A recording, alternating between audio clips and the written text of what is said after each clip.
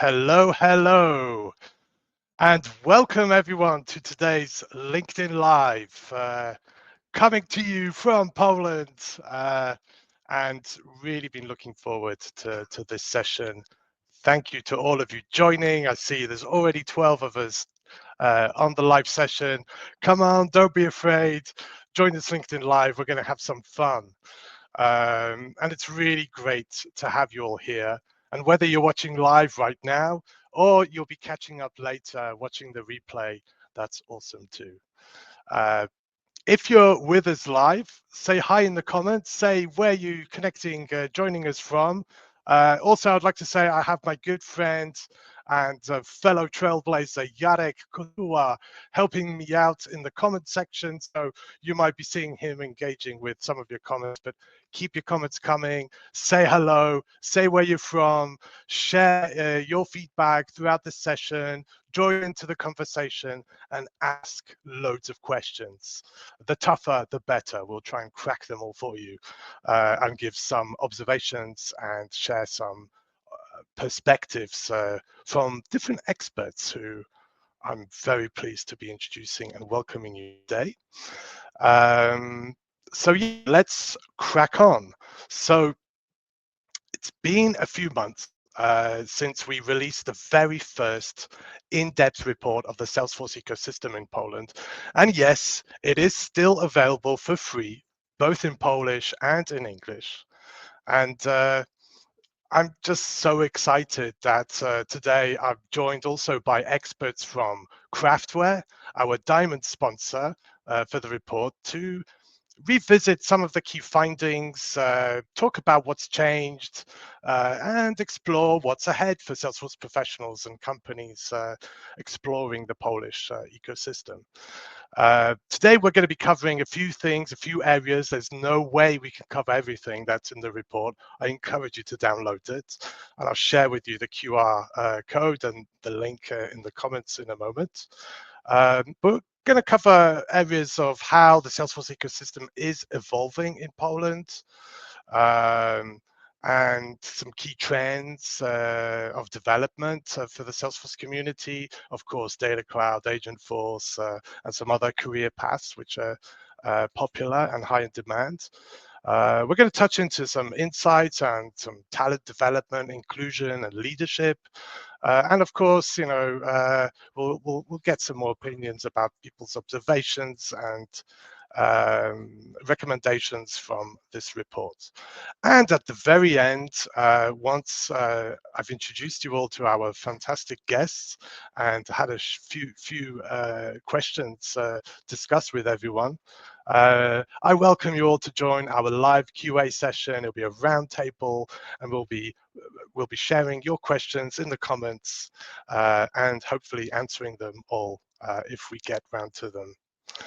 So without further ado, here's the QR code to download the report. I will also share the link in the comment section, but I'm sure Jarek will be regularly reminding you about it in the chat. And I see there's a lot going on already in our chat, which is absolutely fantastic. I'll be sharing some of your comments and mentions and feedback already in a moment. Right, so let's get started. First of all, I want to say thank you.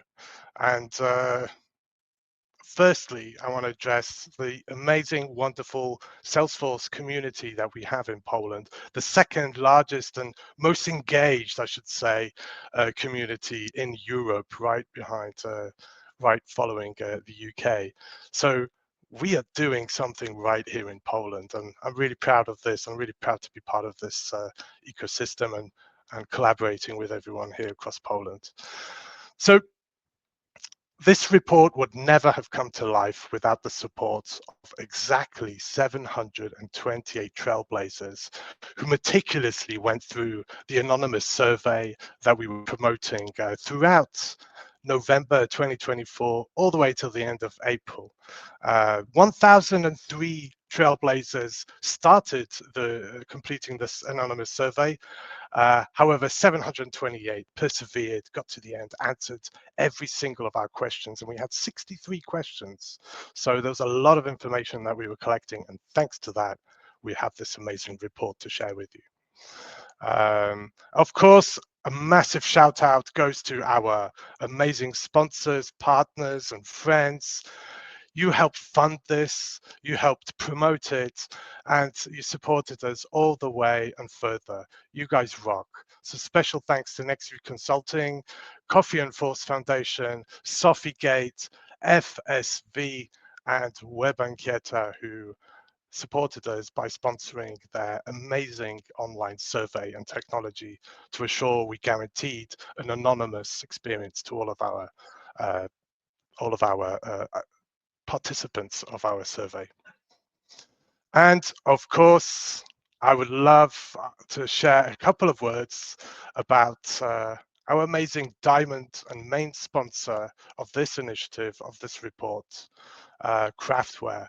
And I'm very grateful for everything you guys have been doing for years in the Salesforce ecosystem. Since I joined back in 2019, I immediately recognized Craftware as being one of the leading partners in the ecosystem in Poland. And you've always been involved in all the community events, initiatives, and it's great to see that you continue that and you continue driving Craftware's brand throughout the community. So, you know, you've been an active and engaged in the Polish Salesforce community for years. And I'm so glad that you're here today and willing to share some of your insights around this report that we've created together. So let's kick off. And who better to start with than Adam Barański? And Adam, let me join you to the stage. Oh, sorry, I lost you. Hi, Adam. Hello, everyone. Hello. Welcome and thank you for joining us. Adam Barański, Salesforce Competency Center Director at Craftware. It's my pleasure. Before we get started, maybe you could tell me a little bit more about, you know, your role and, you know, the Salesforce Competence Center at Craftware. What does it currently look like? And yeah, we'll kick off with this. Okay, so as you said, I am a Competency Center Director, so I am leading Competency Center in Craftware. So my journey with Craftware started almost 10 years ago. And what is it, Competency Center in Craftware? It's the biggest part of our company. There are most of our specialists which deliver projects in Craftware to our clients, and of course the biggest part of Competency Center are Salesforce specialists, but also we have specialists like project managers, Scrum Masters, testers, and many other technologies in Competency Center. Fantastic, and it seems like you guys are keeping yourself busy. As a recruiter, I'm constantly seeing how active you are on the recruitment landscape. So that's a good signal. It's something nice to see because it has been a tough couple of years and it hasn't been so active as it used to be back in the good times, in the good days, as we all remember. But thank you so much, Adam, for being here with us. Thank you for being the first guest that I have on this LinkedIn Live. And let's explore a little bit. You know, I wanted to also ask you, I never really asked you this question. I wanted to make it public. So Adam, Craftware, you know, you guys have been active, you've been visible, and you're part of the community without a question. You're sponsoring, you're initiating and co-organizing a lot of different initiatives across entire Poland. But what motivated you and the team at Craftware to support this initiative, the very first report? I remember introducing it to you and your colleagues. It's also based on promises, but hopefully we'll get 400 people, maybe 500 involved. The results turned out to be even better than we planned. But what really motivated you and your team, to support this initiative as a Diamond sponsor? Sure, I think that answer is pretty simple here, because as you mentioned, as a crafter, we don't see ourselves as just a company or service provider, but also we feel as a part of our community.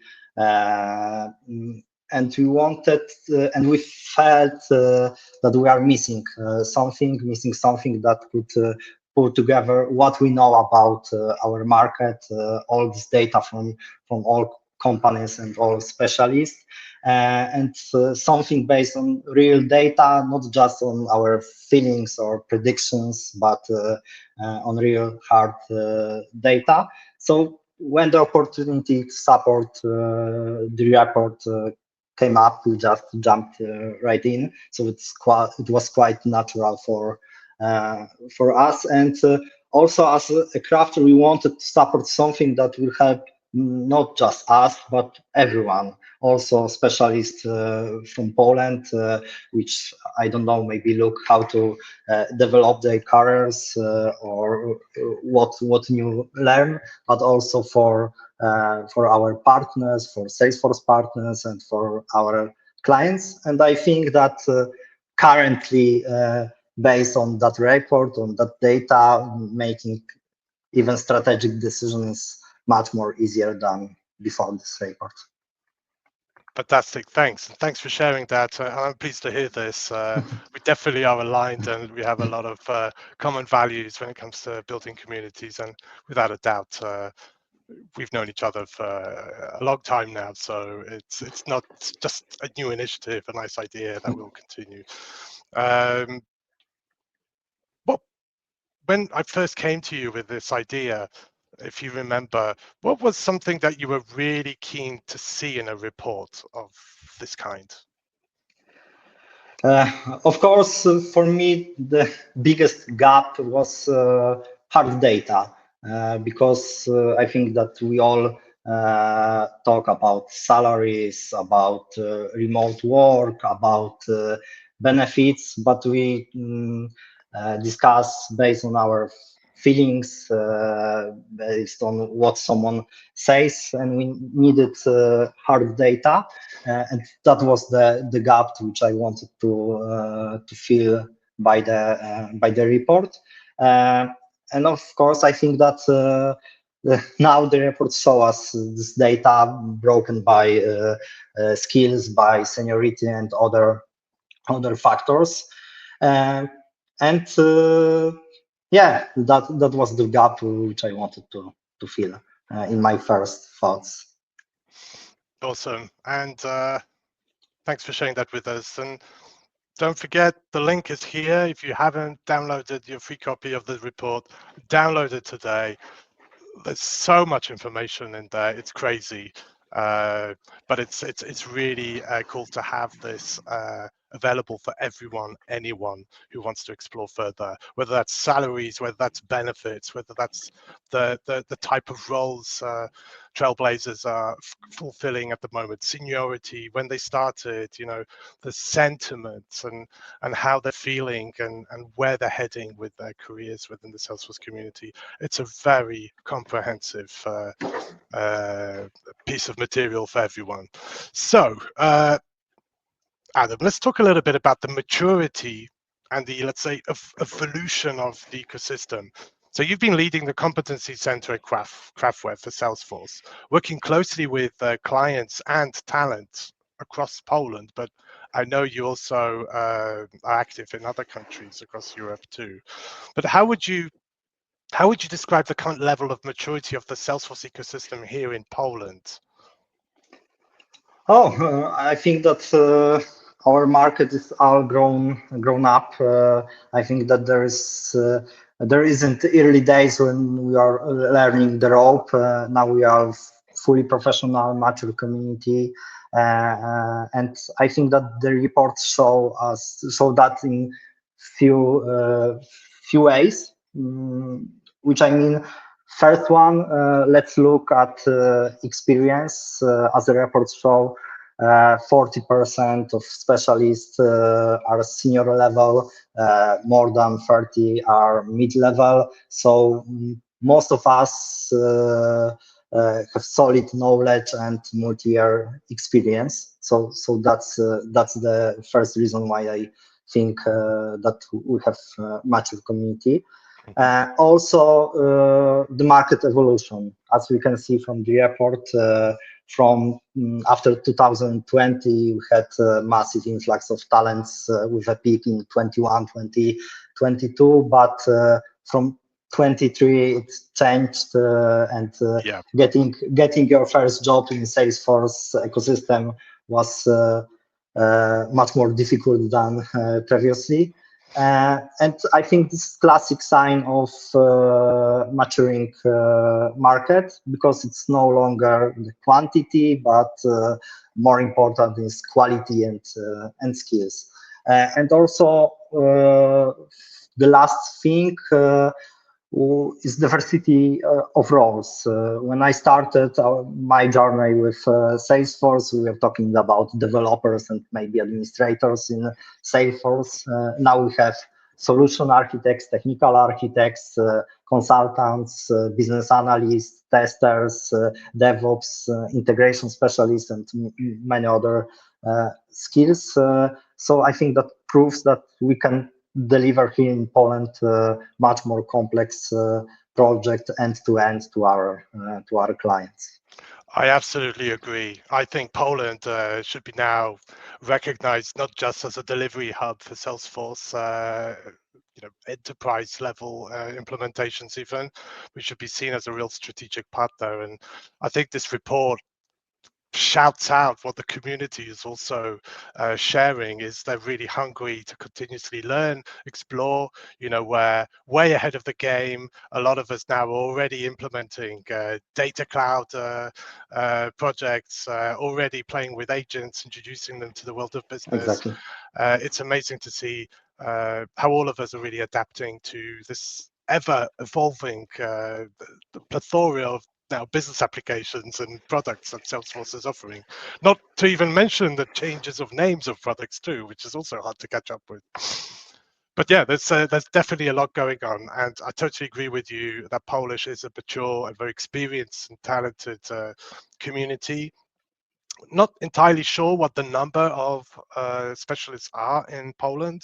I've been mapping out, of course, the talent ecosystem using LinkedIn since I joined the community 6 years ago, and it definitely has doubled in size since I joined. And we're predicting it's roughly around 6,000 Salesforce specialists in the market, which is still a massive niche compared to other technologies.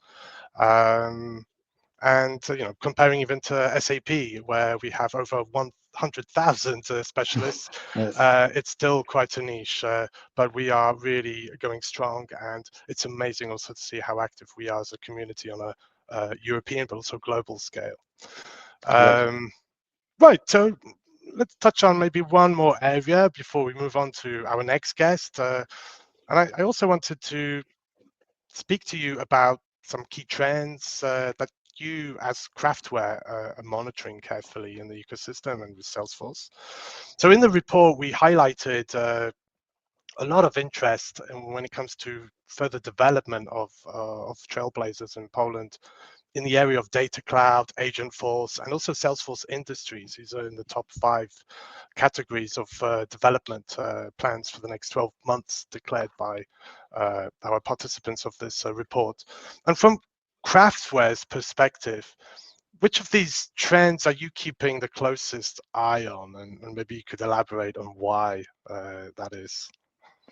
Of course. So I think that data and AI are, let's say, #1 topic currently, which I was talking about with our clients and with specialists. Also, as the report shows, almost half of specialists want to learn data cloud and Agentforce. So I think it shows which the way we should go. And also because it's important for our clients. It's not science fiction, technical science fiction anymore. That's real, and our clients need this tool like Data Cloud, Agentforce to understand better their clients, their customers, and also to automate or improve their work. So I think that's the main way we should go, the main technology. And also we are focused on Revenue Cloud because in my opinion, in our opinion, in Craftware, it's also a strategic area for Salesforce tools. Absolutely, without a doubt. So yeah, that's a great example of a product name that's changed over 1 year, I think 3 times. But I believe it's a Revenue Cloud platform right now. And yeah, with all these changes with CPQ moving into now a Revenue Cloud and tailored product within, let's say, the Salesforce Industries offering, it's a tool that a lot of companies want to have, and it's a tool. I think it's going to keep a lot of the partners busy over the next years before CPQ sort of dies out as we used to know it. Okay, Exactly. and how about you guys, our audience, our wonderful audience? Thank you for still being with us. There's 23 of you live with us. So come on, guys, keep sharing your comments, your thoughts. Maybe I'll ask you guys a question. Maybe you can share your thoughts in the comments. Are you seeing these trends, these new products that, of course, Agentforce being probably the biggest marketing push that Salesforce is promoting right now? Are you involved in such projects of implementing Agentforce agents? Are you working already with customers in implementing Data Cloud, adapting their core clouds to support the soon-to-be world of agents coming to business? Tell us, share your comments. Lovely to hear that. Because I know a lot of you are already involved. It's quite an exciting time, and there's a lot of learning for all of us still to be made in this space. Regarding Agentforce, I also have my personal thought, because currently clients are not asking what is it, but how I can implement it in our business. But for me personally, it's not my favorite question, because I think that asking how I can implement the Agentforce in our business is not the best way to do that. I prefer way when we think what business process we can improve, then when we are focused on improving these business processes, in natural way we can find places for Agentforce and in natural way use it and deliver more value than let's say implementing it by force, let's say. So I prefer that way of implementing. I totally agree. I think the topic of Agentforce and the agentic world as we see coming, and I think we all believed at the beginning that this AI hype is going to die out and then maybe slowly come back. It's hit us hard, it surprised us hard, and it's here, and it's here to stay. And I think we can all recognize this. I can't remember when Salesforce was promoting anything so hard as Agentforce for years, and I do see the huge potential in it. But I also see the huge potential for consultancies and for those implementing and managing and maintaining Salesforce products and instances, is that this is a discussion to have with senior, with decision makers when it comes to such investments. It's an opening discussion. Sell the vision of Agentforce in the agentic world, delivering fantastic results 24/7, not taking any holiday leave, sick leave, and always there to support customers or internal activities. Sell that vision, but you have to start from the beginning, audit your current instances, then think about your data strategy and hook that up, of course, with Data Cloud and integrate with the plethora of different legacy systems and other product software that companies are using. It does take an ambitious and very talented team to deliver such results and really tweak those now agents who also constantly need maintaining and further development. So I really see this as an amazing opportunity for all of us in this talent space. I do fully believe that we're going to feel another wave of demand, and there'll be fantastic opportunities for all of us to get involved. So I'm feeling optimistic, but again, it does need to be a realistic approach, like you say, and you've got to go into the business processes first before you start promising the world with agents. Yes, exactly. So business first, I would say. Start from this way, not from technology. Absolutely, exactly. Mateusz is sharing a comment. I thought I'd share it with us. So, oh yes, Agentforce is definitely dominating the Salesforce market at the moment. At the same time, it's something incredibly exciting that can bring users into the sci-fi era. Absolutely, the era of having their own assistant, virtual assistant. Absolutely, who wouldn't want to have a Mateusz-like assistant supporting them? Mateusz, you're an absolute legend, and we're looking forward to some big news coming soon. I know. So thanks for being with us and thanks for all your support. Okay, so Adam, thank you.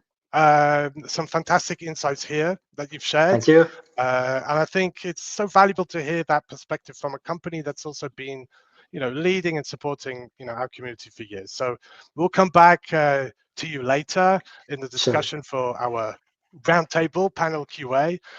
So be ready to answer some questions and look forward to seeing you in a moment. Thank you. Thanks, Adam. See you in a bit.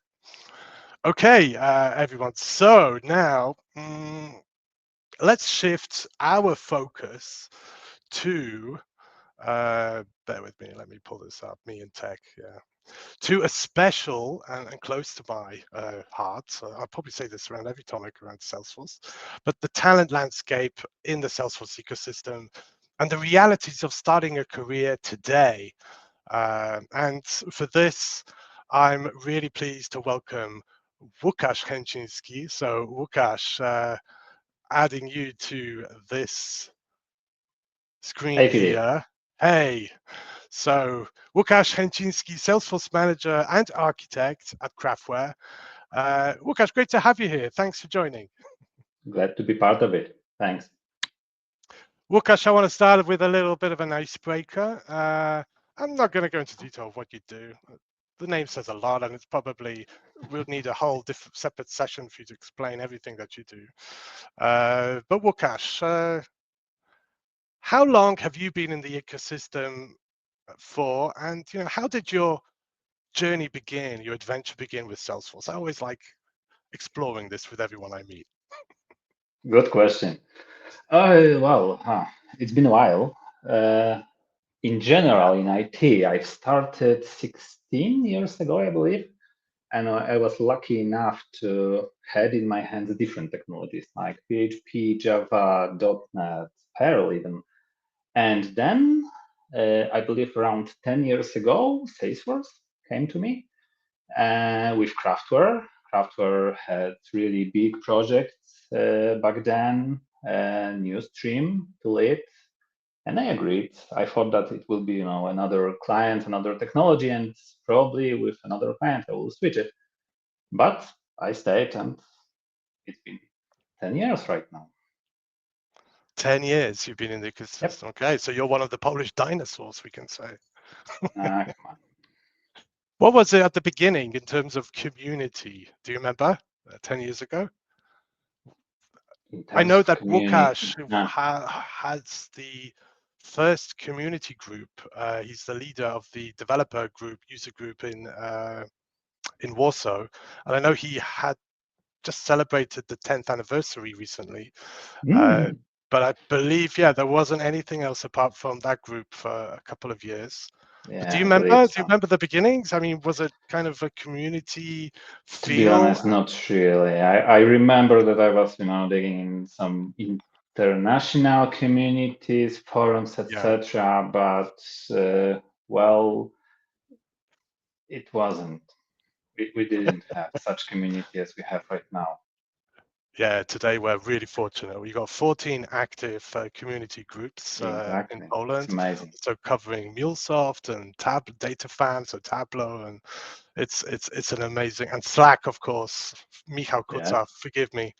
I've always, I'm a huge fan of Slack and its potential now as well. Okay, so Łukasz, let me pull up a slide. So I'll take us away a little bit. All of these slides are literally screenshots from the report. So again, I highly encourage you to download your copy of the report and familiarize yourself with all the details. So here, this slide shows us the year of entry of those who completed our anonymous survey. And of course, it's a very similar trend as we see in global reports, where in Poland, the real beginning of growth, I would say, in the talent ecosystem starts 2014, 2015. And it just year after year, we can see continuous growth. And then it boomed. Well, it boomed in 2020, actually, with COVID. But actually, those stats would have been probably double, if not, let's say, a 3-4 month period during 2020 when everything was on hold and it was a very uncertain times. I remember even companies letting people go, not being worried of whether, whether this is going to be a crash for many partners and outsourcing firms too. But of course, that changed soon, and it was the era of digital revolution, and Salesforce really literally blew up. And the next year, 2021, we can see here highlighted in pink, was the year where we've had the most new entrants join the ecosystem in Poland. Over 15% of those surveyed started 3 years ago. So just taking a look at, let's say, this chart, or this graphic that we have here, Łukasz, this report shows the number of newcomers entering the ecosystem, and it's dropped noticeably, we can see, since 2023. From your perspective, what does the typical Salesforce career path look like today in Poland? Good question. Well, in general, I think that it didn't change a lot, because you are starting as a junior dev or consultant, or etc. Then you are becoming prof, senior, and so on. But there are some differences, that's for sure. For sure, entry level, it's much higher than it used to be. We've got a lot of great seniors on the market. It's not that easy right now to enter this world. And what's more, I think that during your career, you should be more flexible right now, open-minded, to maybe slightly modify this path to answer market's needs, to learn new products. You have to be simple, more flexible right now, in my opinion. Okay. And, we have hundreds of amazing, hungry, determined, and wonderful trailblazers who are struggling to land their first job in the ecosystem. How different, let's say, just to give a bit of a perspective, how different has the entry path been for new joiners 2-3 years ago when we experienced a boom to today? You mentioned that they have to be different, but also if you can compare how different it is today, and maybe if you could share a little bit of advice from your side, how they could approach it considering today's market. Well, for sure. Back then, we had a lot of educational programs. We wanted to invite a lot of members back then, and we were creating these educational programs. Right now, well, maybe there are some, but not so many as 3-4 years ago. So this is the biggest change. Yeah. And the second one, if I can advise something, for sure, stay open-minded, to be open to learn new stuff, to learn new products. With Adam, you mentioned really good products like, Revel, like Data Cloud, Life Science Cloud this autumn. So, there is a lot of new stuff out there, and we will need it. So be open for new stuff, be flexible to learn it, to maybe switch a little bit on the way. Yep. Cool. And yeah, I absolutely agree. I mean, I think anyone in Salesforce is constantly learning. It's kind of second nature for everyone within the Salesforce ecosystem. If you're not learning or unlearning Exactly. and then learning something new, then something's not right, right? And Even you're not general in developing. IT. Yeah. Generally in IT, of course. But do you think we've reached a point where real project experience is becoming a bigger barrier than it used to be? Definitely. Yeah. Definitely. And in addition to that, I think that we are not speaking right now about general, experience. We are speaking about some particular experience in some particular industry, in some particular product, even. So, yeah, definitely. Okay, and we all remember Craftware's famous Salesforce Academy, Craftware Academy. Yeah. Maybe you don't have this information, or maybe you do, but are you guys maybe planning to reactivate this very successful bootcamp academy that you guys regularly held back in the days? Yes, we rebuilt it totally. To be honest, currently we are during our first rebuild it academy, so it's on. Wow. And I hope that we'll continue this path. Okay, Leave so you this door have open. a small group already Yes, involved in is it like a pilot of a revamp of the yes, academy? Yeah, exactly. exciting stuff. So please, let's keep quiet. Let's not tell anyone about this. I'm sure no one will share that, but we'll definitely make some noise if you guys do decide to roll out the academy. I would love to refer tens of really awesome people who I know would be really keen in that experience. Okay, so thanks for sharing that. A little heads up to everyone too. And let's talk a little bit, maybe I'll also pull up another slide from the report. When it comes to, let's say, the split of experience or seniority within the ecosystem. So of course, as we've mentioned before, the majority of the biggest actually group of experts, or the level of experience itself, are seniors, which is 40%. Then we have managers or directors who come from a technical naturally background too. So we're looking at 52% over seniors and managers, and then combining that with mid-level developers, consultants, and the variety of roles out there, we're looking at significant, 86, almost 87% of our community have at least 3 years experience. I mean, it's really showing the maturity, of our ecosystem as well. And I guess let me come to the question I want to ask you, and it's around, let's say, the juniors and the senior aspect. And Craftware works with both experienced professionals, and now you've mentioned you also support newcomers, and you're looking to reactivate this program to welcome new joiners to the ecosystem, which I think is amazing and it's really good to hear. What have you observed when it comes to the strengths and challenges that juniors face versus, let's say, the more senior specialists who also are finding it a challenging time, I believe? Well, for sure, juniors will bring you really great new energy for every project, and they are really excited and really motivated, even with small items, small tasks.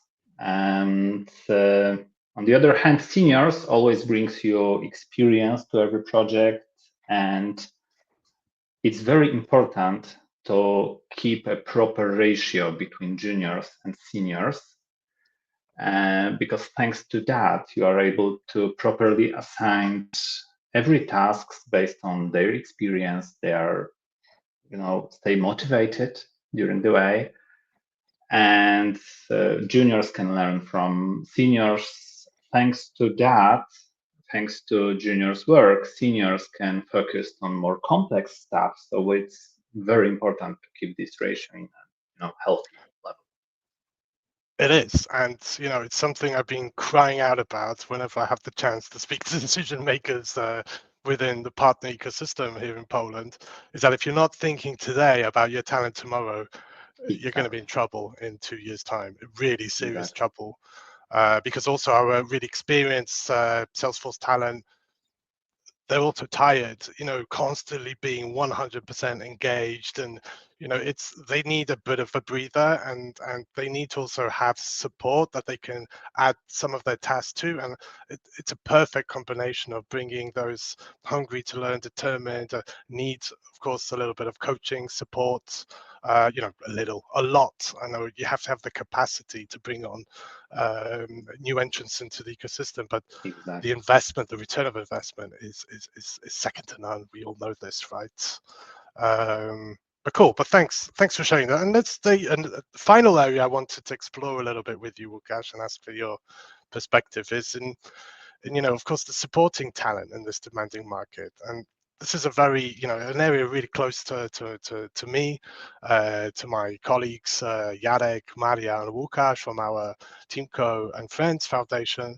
So this report clearly suggests that competition is fiercer. The battle is on for junior talent, and expectations from partners, from employers, from businesses are higher than before. What can companies like Craftware,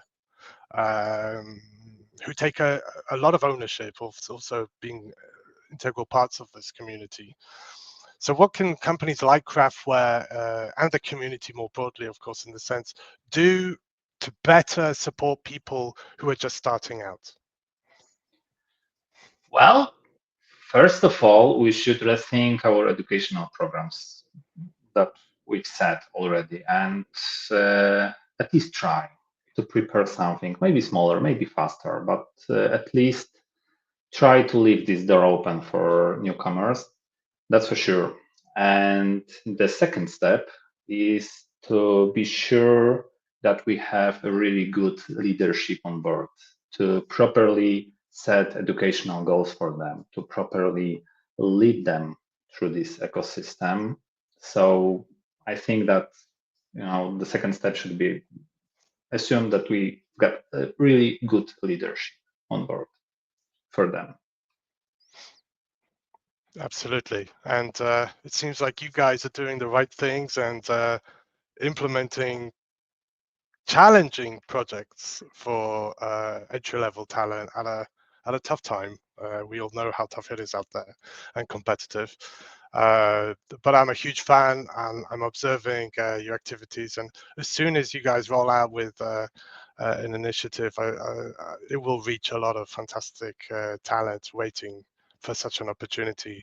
You have a lot of already theoretical knowledge, maybe have already implemented some of their own, let's say, business applications using Salesforce. So I think you guys are really going to benefit. I think any company out there who's going to open up and think, like you said, create an educational development roadmap for new entrants into their business really thoughtfully, so that within 6 months you can really have somebody already fulfilling a certain capacity that is thrown at a lot of the seniors and mids, which could be shared and bring in a little bit more of a work-life balance, I think, for all.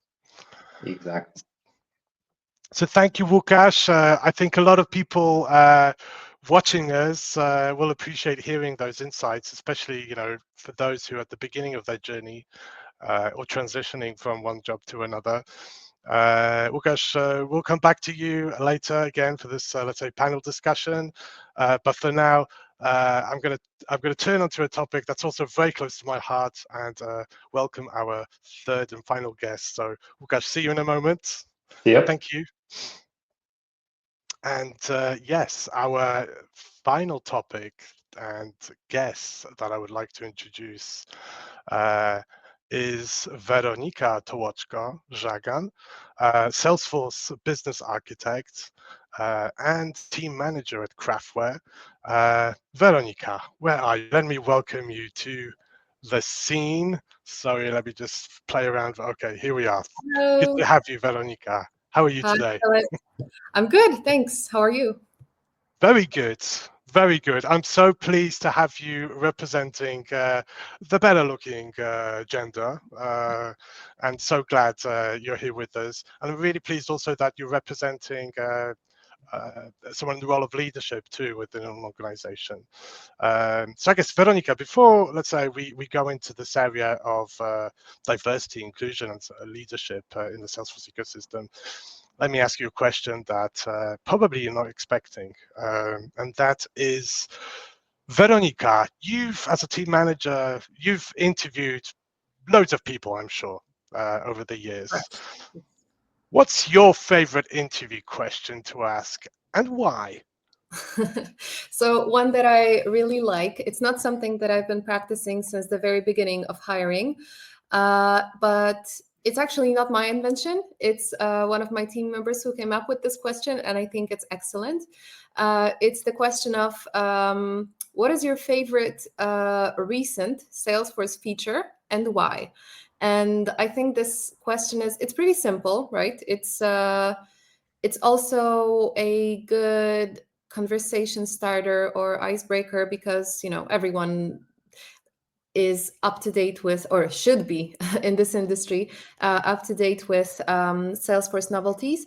It's also kind of a test because if someone tells you a feature that came out 3 years ago, then maybe it's a sign that they are, not that up to date with what's new in the ecosystem. But it can start a really interesting and a very natural conversation about new features, such as the conversation you had with Łukasz on Agentforce, right? So, yeah, I like this question. So, really Phillip, good question. Not trying to recruit you, but what's your favorite Salesforce feature? Not the new ones. Well, I would have to say it's Slack, because I would have said Chatter because I use a lot of it, but it's going to be Slack because that's now the next Chatter. Actually, I'm becoming a huge fan of Slack and the potential now Slack is going to offer for business users, especially.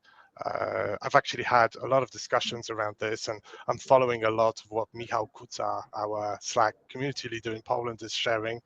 But I've had the chance to see a few demos of how users can use Slack, which is well integrated with Salesforce. And what I've seen is just mind-blowing. And for me, it now really makes sense of why Salesforce put so much money in acquiring Slack a few years back. It was like crazy money, right? $27 billion. And where was the real value for Salesforce? And now it's really all coming together. So as a user, I probably won't even be logging into Salesforce anymore. I'll be just using Slack and saying, oh, could you run a campaign for me for, let's say, this region, promoting this product to those who purchased something similar over the last 90 days, and pop, it comes up in Slack, and then ask me to please, could you create a presentation with a forecast of what sort of revenue we're looking at if we were to roll out such a campaign. And literally, I've seen demos of now this happening in Slack, and it's crazy. So yeah, it's sounds quite amazing. wonderful. So yeah, I think I'll have to look into it because I'm Team Chatter. It's old but gold. But you inspired me to look into more Slack capabilities as well. Yeah. Awesome. And I really recommend catching up with Michał Kuca, because he shares a lot of fantastic stuff around Slack too. But thank you for asking me that question, and I'm going to have to turn it around. Weronika, what's your favorite feature now? Let me think. I think my favorite is a recent one. I think my favorite feature right now it's pretty simple, but it's small, but it may be a game changer for many companies, is that Salesforce is allowing you to store emails from Einstein Activity Capture on the platform and report on them, even if you don't buy additional add-on licenses. So that's something that came out in summer. And I am thrilled because many sales teams report on their sales activities, and their KPIs rely on activities and reporting, how many emails or meetings they had. And thanks to that, it became easier to report on it and to count it in a reliable manner. So it's a smaller thing than Slack, but it's powerful, I believe. Yeah. Awesome. Cool. Really nice hack there as well to share. And for you, looking maybe for your next job, here's an amazing piece of information from Jagoda. So she's sharing that, of course, Weronika, together with Łukasz, they're hiring to their team. So, if you're looking out for something new, check out the vacancies on Craftware's career site. And I believe you have the line managers mentioned in each job description. So if you know you're going to be meeting Weronika and setting up an interview with her, you already know what kind of questions she might be asking you at the very beginning. So go prepared and enjoy, and never be afraid to ask the same question back too. So Weronika, that was really fun. I enjoyed that icebreaker. But let's get back to our topic, and let me pull up also a slide from the report. This is sort of this is covering sort of the area of our demographics. So we're of course registering the gender of the trailblazers in the ecosystem, and also the age. But I want to focus more on the gender, and of course purposely and specifically on women within the ecosystem here. So Weronika, the report shows that women now make up to just over 30% of our Salesforce ecosystem in Poland. I guess that's progress. However, we don't have much data to compare it to from former years. But for me as a recruiter, it seems that there's definitely more women joining. But I'm just saying this is just an observation of mine. What are your thoughts on the progress we've made so far as a community in Poland when it comes to engaging women in the Salesforce space, and what still needs to change, if anything? Yeah, so I'm glad you pointed that out, about the progress. It's something that we can rather observe in our daily lives, not really in the data, because, as the years go by and hopefully the initiative of this report will continue, we will be able to compare, the demographics, and hopefully more and more women will be joining the ecosystem indeed. But I looked up some statistics before our live meeting, and something that I wanted to say, and kudos to the Salesforce ecosystem, is that our ecosystem is still above average when it comes to the number of women in the tech industry in Poland. So I believe the average was something around 20% for the entire tech industry in Poland, meaning IT. So we are still above average. So of course we would prefer it to be more equal, but we're still it's still a higher percentage of women in this industry, and I really believe that a lot of this can be attributed to the how democratized access to Salesforce knowledge is.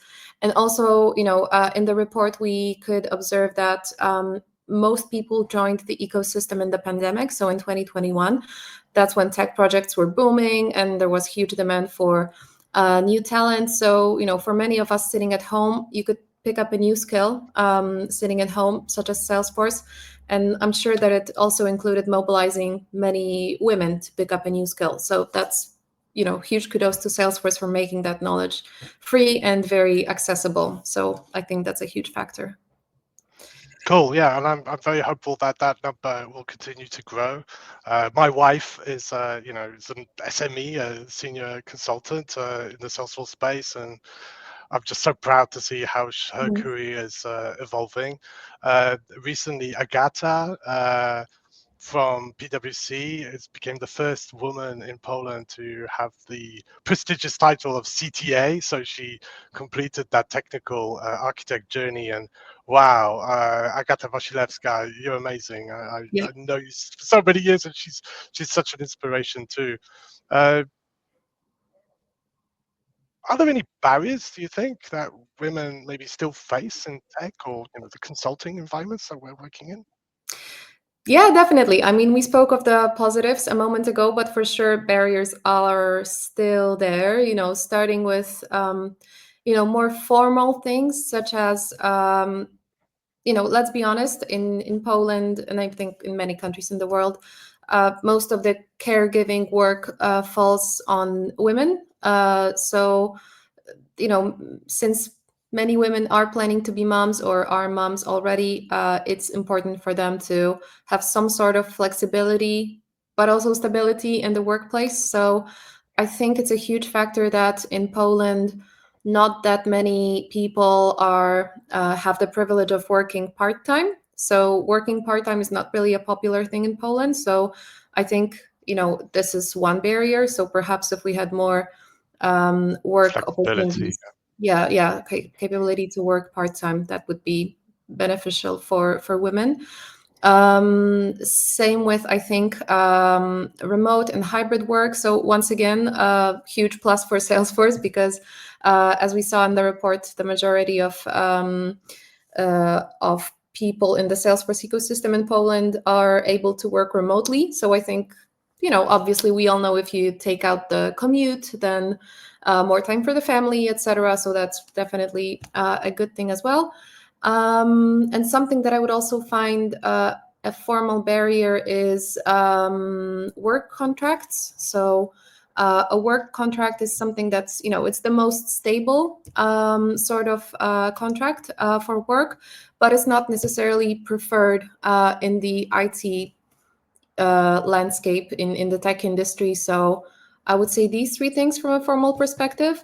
And from, my personal observations, one thing is for sure treating women as experts. So as a little sad observation that I have and share with many of my female colleagues in the Salesforce industry is that you kind of feel like you need to convince either your client, your stakeholders, anyone you're talking to, it happens that you need to convince them that you're actually an expert and you actually have the knowledge. It did happen to me that, I gave a recommendation to a client, but they needed it to be repeated by a male colleague in order to actually believe that it's, actual advice. So that's no good. So please don't do that. That's something that, it would be great if we could just treat experts as experts and really valuable insights there. And I guess, in your role, you lead teams and you mentor others within Craftware. How do you approach then building this inclusive, supportive environment where, people feel they can grow and succeed, in particularly, not in particularly just women, but, this inclusiveness aspect of. Yeah, so I don't think I have anything super original to offer. That's pretty cliche, but I try to show empathy and trust and also lead by some kind of example. So in terms of the trust, I practice it by trying to delegate tasks, clearly and precisely. And in return, I trust that it's going to be sufficient so that we don't need to, exercise any micromanagement practices, because that's something that I really don't like, and I don't believe in micromanagement. And as for the leading by example, I try to show that, when we're at work for the 8 hours. So we might as well give it our all and do the best job that we can and bring value to the client. But on the other hand, when we finish work, I try not to do overtime. When I'm sick, I take a day off. When I'm on vacation, I don't take my laptop. I don't have a problem taking a 3-week-long vacation that I just came back from, which is very sad. But yeah, I try to show my team that, or in other words, I really believe that if I'm the person who, has work-life balance and takes days off and takes sick leave and vacation and doesn't work after work, then it's the kind of environment that we work in. And that's how we work as a team. Awesome. Thank you. Thanks for sharing that. And yeah, I absolutely agree. It's something I'm developing myself. Actually, today, I believe, I haven't checked this to confirm, but my friend called me up and said, happy anniversary. And I'm like, what anniversary? So today's International Workaholics Day. It's like, what? So it's like, yeah, thank you. That's really nice of you. But it is something that, I think many of us are developing our skills. And I am in particularly planning a holiday now, and I won't be able to totally switch off, but I do plan to really do as much as I can. Fingers Because crossed. it's incredibly important, right, to really be able to just turn off, focus on yourself, and you'll feel a lot more rested and energized for when you come back after your holiday. And welcome back, Weronika. I'm sure everyone missed you, and what a way to start your return back from holiday with this LinkedIn Live. Thanks for being with us. Thanks. Okay, and I guess there's one more area I wanted to sort of explore with you, and it's let's say around some of the aspirations that our trailblazers in the report shared with us. So what areas do they see themselves developing their knowledge in over the next 12 months? And of course, surprise, surprise, Data Cloud and Agentforce are leading leading the pack here of products, especially. So from your perspective as a team manager, how do you see these learning aspirations compared to the real world scenario which you're in? And do you think these skills are needed in the daily project work that you guys are involved in? So as you said, surprise, surprise, but not really. So, even if I didn't see the report, I would also guess that Data Cloud and Agentforce would be at the very top of our learning aspirations as the whole community. And definitely, I would say that those skills are necessary, especially Agentforce and anything related to AI, not just understanding how Agentforce works, but other AI tools and how they can help you speed up your work. That's definitely something that's, it's necessary. But on the other hand, those are the two most popular skills. So if you think about it differently, it's not really going to be a differentiator in a while, right? So I think we may end up in a place where being Agentforce fluent is not something that differentiates you from other candidates. It's something which is a necessity to at least know the basics. So as a hiring manager myself, if I see that someone has skills in Data Cloud or Agentforce, I would say that the biggest differentiator is if you actually have some hands-on experience on a project, but that's not really up to you if you land a project like this or not. So that's more like luck. But I would say if you're trying to learn a new skill and actually have a differentiator, I would say don't underestimate being an expert in a niche, like in a specific industry.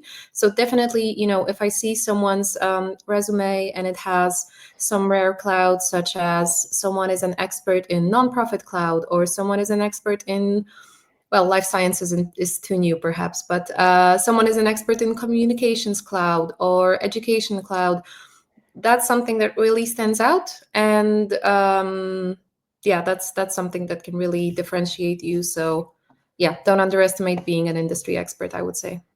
Yeah, I absolutely agree. And I think we're just seeing more and more of this, even in vacancies advertised. It's specialist knowledge of products or readiness to just dive deep in a particular area, right? So I totally agree with you. And as we've mentioned already before, every day's a school day. We're constantly learning, and it's definitely a hot area in Salesforce right now. So Weronika, thank you. Thank you so much. Really valuable insights. I think they'll resonate strongly with where the ecosystem is also heading. Now, let me bring the whole gang together, and bear with me. Let me sort this out.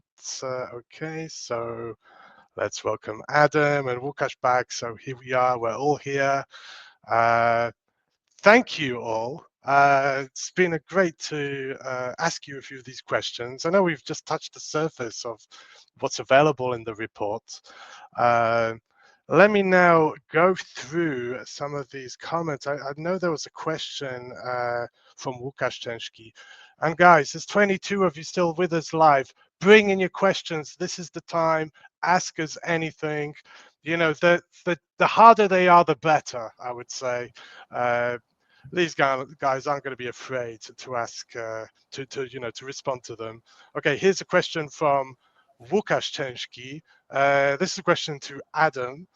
So Adam, from business strategy decision perspective, how how do you use data from the reports, and what exactly? I'm assuming. Okay, so I will give you an example. A few years ago, when I was Salesforce manager as Łukasz, currently I was working on salary boundaries for Salesforce experts, and I was lack of data, and I had to prepare these boundaries based on job advertisement from job portals. And I think that it wasn't the best way to do that, but I was lack of data, and I had to do that way. So that's an example. It helped to prepare salary boundaries, talk about benefits, what's important for our specialists in Craftware. Okay, and yeah, the salaries presented in the report, these are median salaries, right? So I was debating whether I should publish some sort of benchmark for the grades, because they were quite wide in the sense. But I decided that, hey, I think a median is going to be fair. And I spoke to you guys, but I spoke to a lot of other friends from the community, and everyone seemed to agree with the median form. So I remember I was a bit hesitant and a bit worried, how's this going to be seen? There's always going to be someone who's not going to be happy. The salaries are too high, the salaries are too low. But yeah, I think this is the most fair and just way to present the salaries. So yeah. So do we have any questions? Oh, hang on, we do have Mateusz. So this is, I'm very sorry, Weronika and Łukasz, for covering you up for a moment here. Forgive me. Mateusz Twarożek, not a question, but if you're not a Salesforce expert yet and would like to start, try to find great opportunities like the Craftware Academy. It's awesome that you're doing it. So there's an encouragement and word of support from, one of our Salesforce influencers in Poland. So thanks, Mateusz, for sharing that. Do you have any further questions? Please, audience, ask us anything you would like. It would be lovely to have some more questions from you all. Maybe I've missed some, but I guess maybe I can ask you all a question, a joint question, let's say. And do you think this report should be done every year? What's your feeling about this? Because I'm constantly being asked this report. So Phil, great work. Are you now going to do the next one? What's your thoughts on this?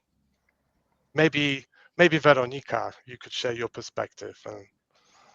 Definitely, as long as you and the team have the capability to do this, then I'm really keeping fingers crossed. And, if we can help in any way, then we'd like to also be part of this initiative, because, as I said, a completely another dimension of data is going to present itself when we are actually able to compare the years, right? So the more we do this, the more valuable it is. So I really think we should continue with this initiative at least once a year. But I'm saying at least. Of course, it would be great to have more data, but I know that it's a lot of work. So let's keep it this way.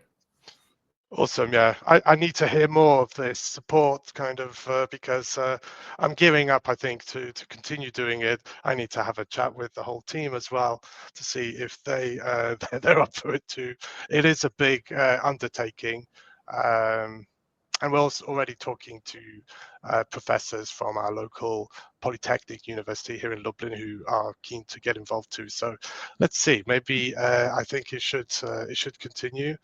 I had a nice piece of feedback from another friend who's a director of the Salesforce team for another company here in Poland, and he was saying it would be good to have a few of these reports done year by year, because the following reports we could already start maybe forecasting and predicting certain things. But it sounds very promising, but in terms of predicting in Salesforce, for me it's sometimes hard to imagine what's going to be at the end of this month, rather than predicting for next year. But of course there are patterns and trends that we could maybe predict and forecast. Okay, maybe over to you, Łukasz.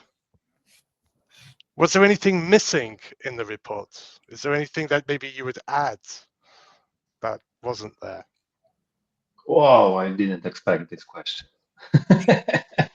No, it was really complex report, to be honest. Cool. I'm pleased to hear that, but I'm sure something will come to mind, and do let us know, Łukasz.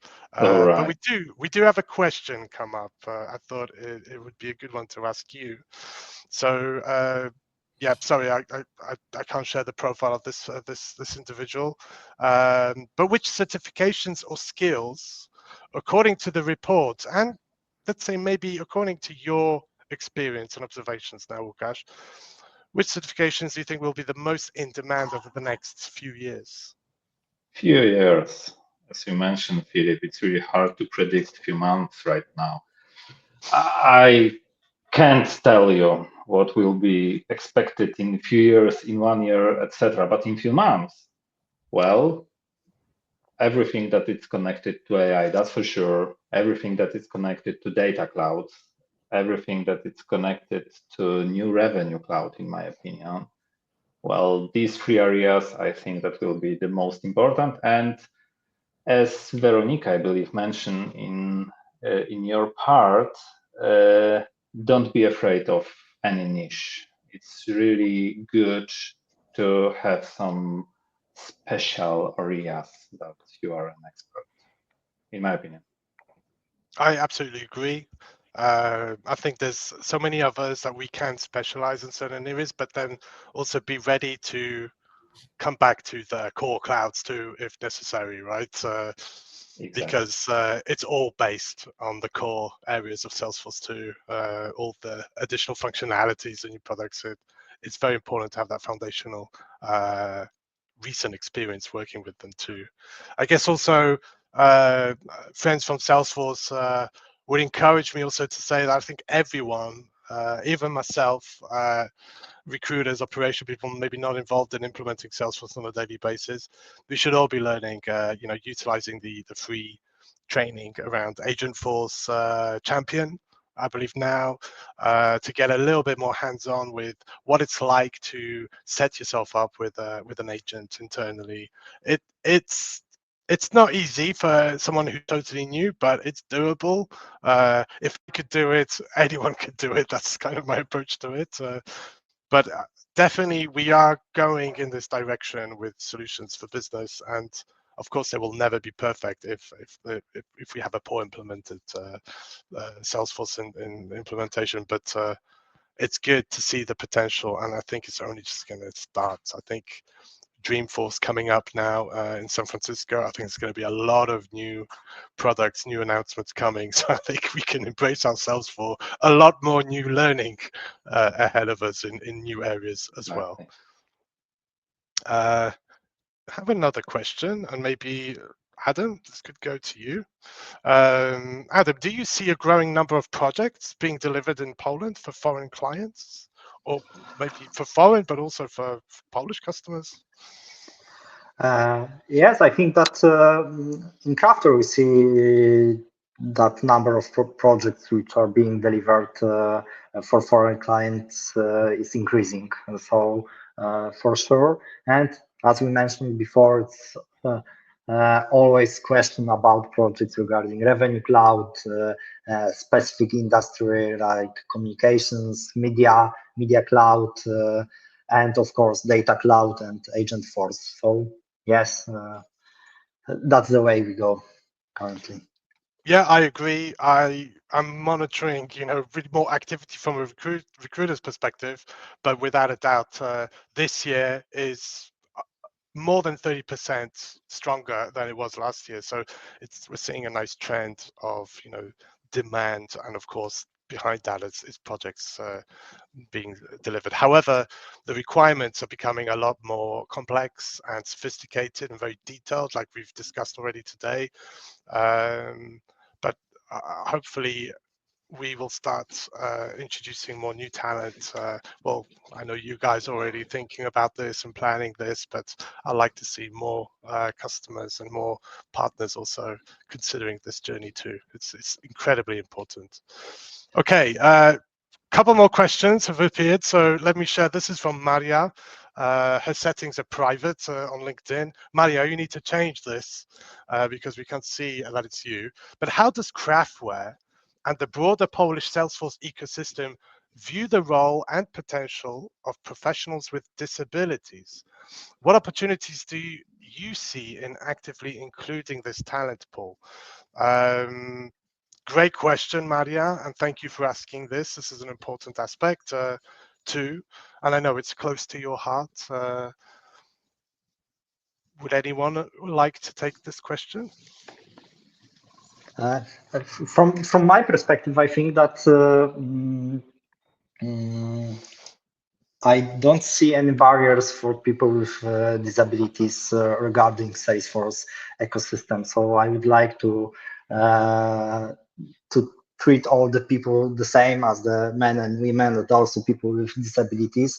And that's the way we work in Craftware. For us, it's not important who you are, but what kind of expert you are, what knowledge do you have, and what value can you bring to our clients and to Craftware. So that's the way I think we should work. Absolutely, I totally agree, and there's place for everyone. And Maria, you know this well. You're a true ambassador of this too, and yeah, I definitely know Craftware. It's a case of skills, competencies, and attitude. These are key. Exactly.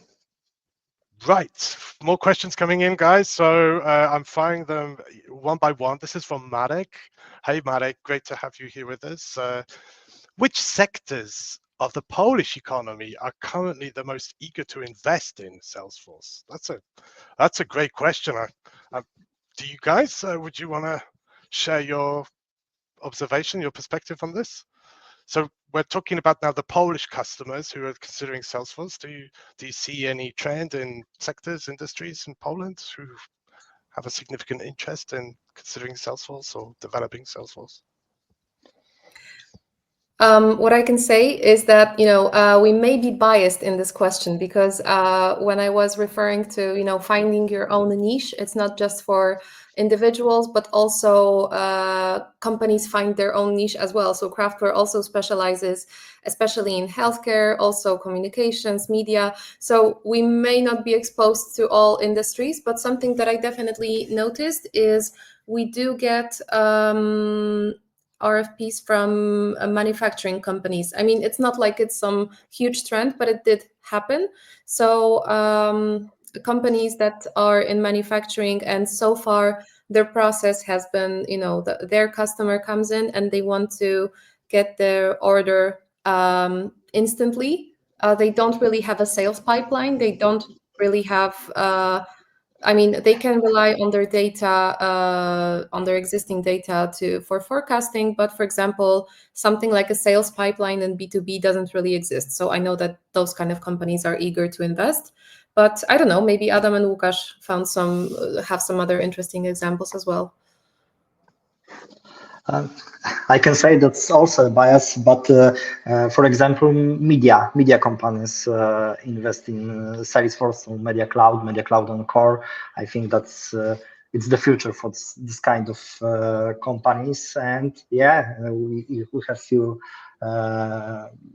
questions from our prospective clients about it.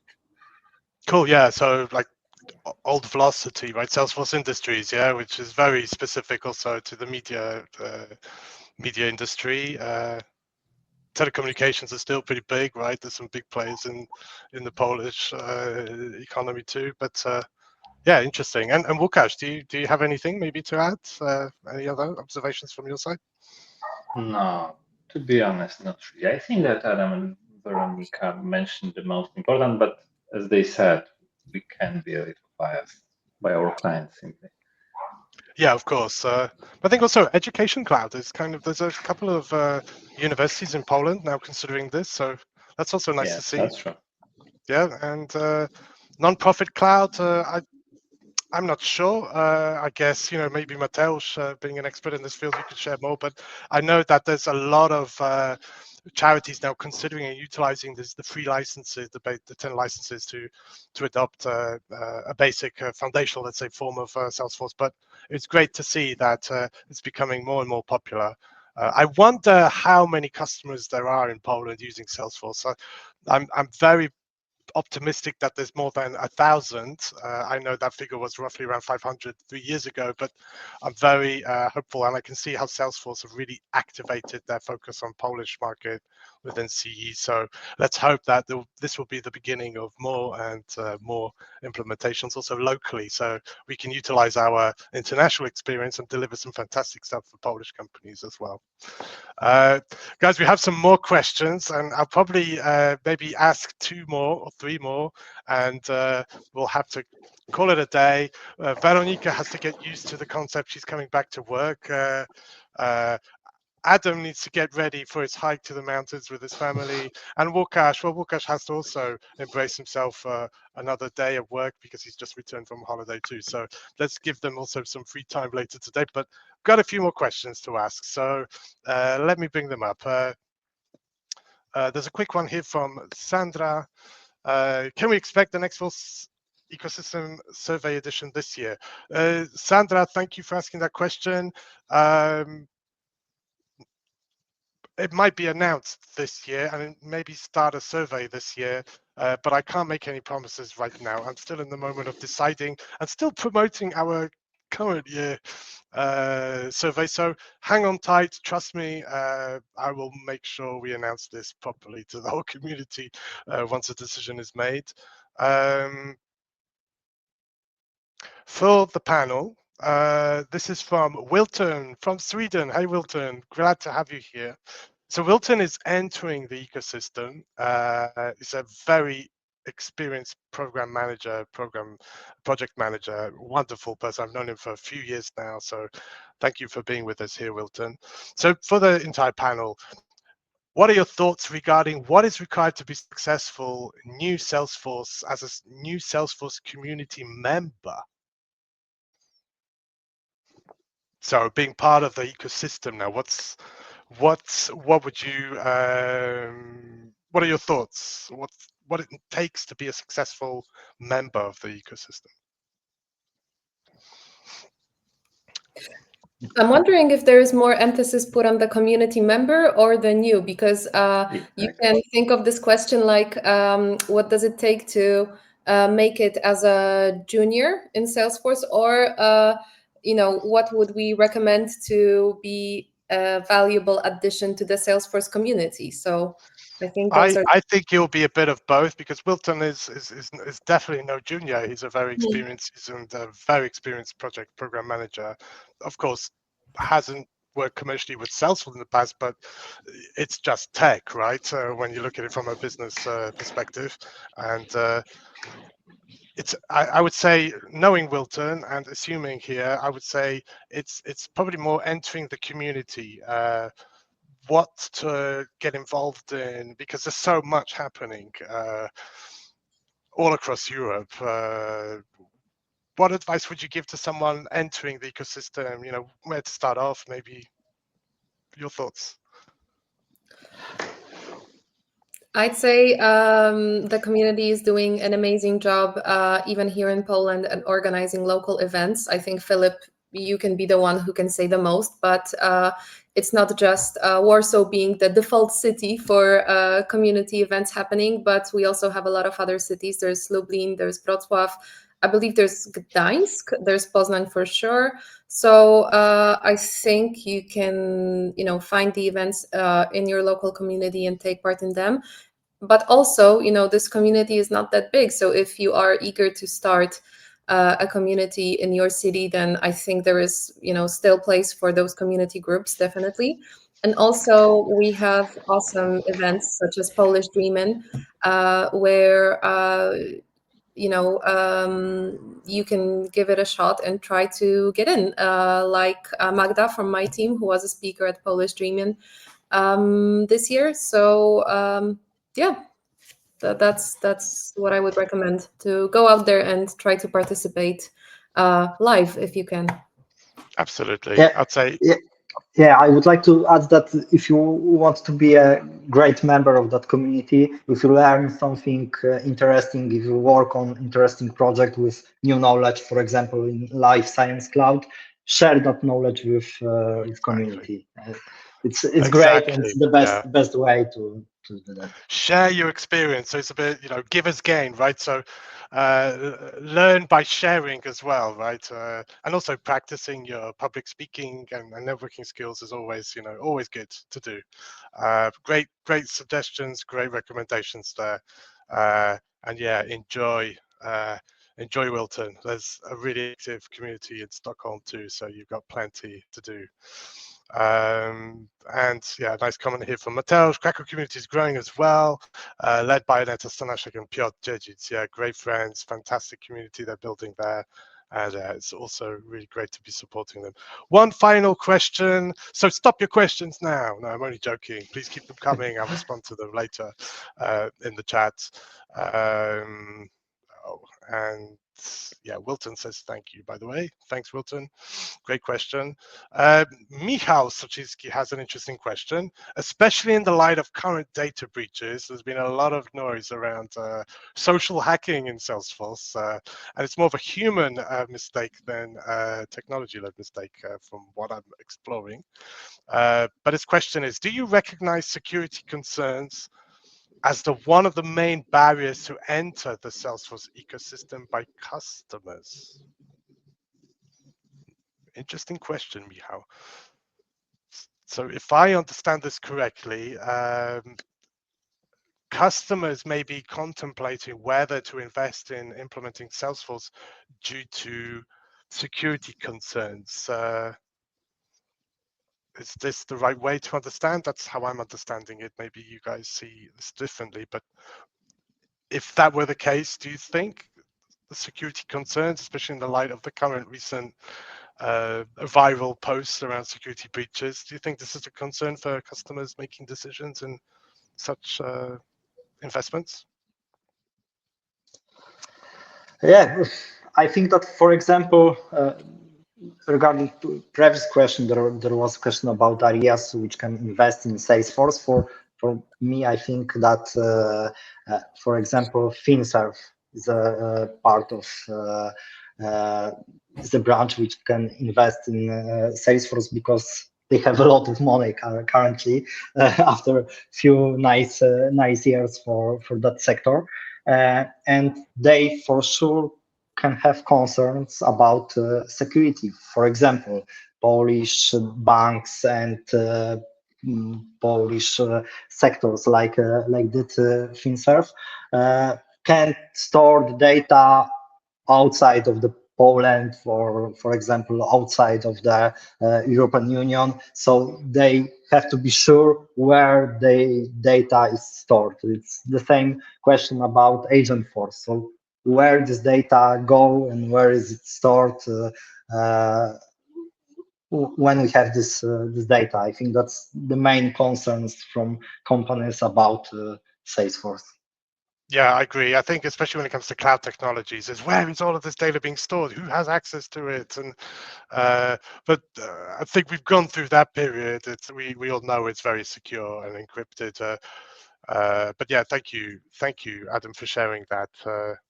And I guess let's call this a wrap. I've taken a lot more time than we initially planned, but it's just been such an amazing discussion, and a huge thank you once again, Craftware and the whole team behind Craftware, and it's a whole army. So many thanks to all of you, and especially Adam, Łukasz, and Weronika. Thank you for joining this session, for sharing your thoughts and observations on the Salesforce ecosystem in Poland. And thank you, all of you who've been watching us today on this live session. Thank you so much for your questions, for engaging, for supporting initiatives like this. I know it's a beautiful day out there. You should be drinking a beer or wine and enjoying the last bit of the sun tonight, but really appreciate it. And thank you all. It's been an absolute pleasure, and I'm sure we'll catch up soon, shortly. And Philip, thank you for this live, but also for this report, for you and for all your team, team, because you did a great job with this report, and thank you all for that. Thank you very much. So with that, have a lovely evening, everyone, and thank you once again. It's been a pleasure. Thank you. Thank you. Bye. Bye. Bye. Bye.